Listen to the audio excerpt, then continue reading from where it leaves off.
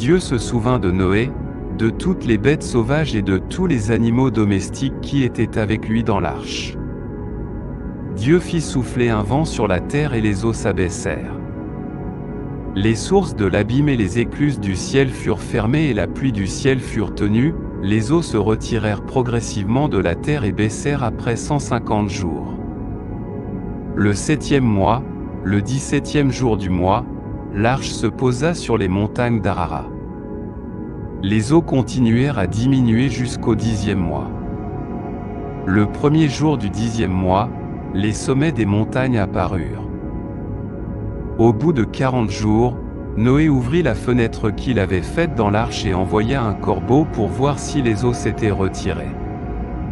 Il sortit, allant et revenant, jusqu'à ce que les eaux sur la terre soient asséchées.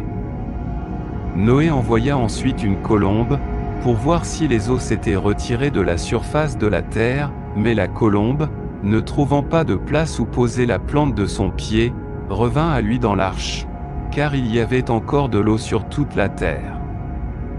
Il tendit la main, la prit et la fit revenir près de lui dans l'arche.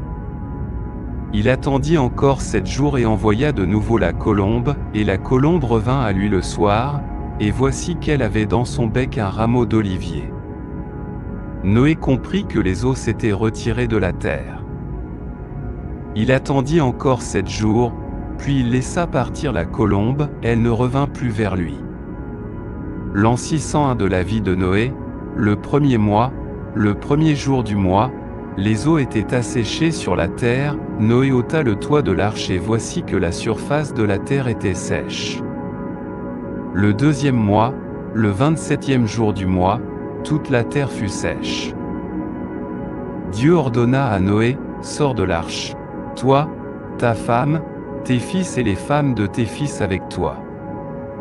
Tous les animaux de chaque espèce qui sont avec toi, oiseaux, bétail et tous les reptiles qui rampent sur la terre, fais-les sortir avec toi, afin qu'ils se répandent sur la terre, qu'ils soient féconds et se multiplient sur la terre. Noé sortit avec ses fils, sa femme et les femmes de ses fils. Tous les êtres vivants, tout le bétail, tous les oiseaux et tous les reptiles qui rampent sur la terre, selon leur espèce, sortirent de l'arche. Alors Noé construisit un autel au Seigneur, il prit de chaque sorte d'animaux purs et d'oiseaux purs et offrit des holocaustes sur l'autel. Le Seigneur sentit la douce odeur et pensa, je ne maudirai plus jamais le sol à cause de l'homme, car l'inclination du cœur de l'homme est mauvaise dès sa jeunesse, et je ne frapperai plus jamais tout être vivant comme je l'ai fait. Tant que la terre durera, semences et moissons, froid et chaleur, été et hiver, jour et nuit ne cesseront.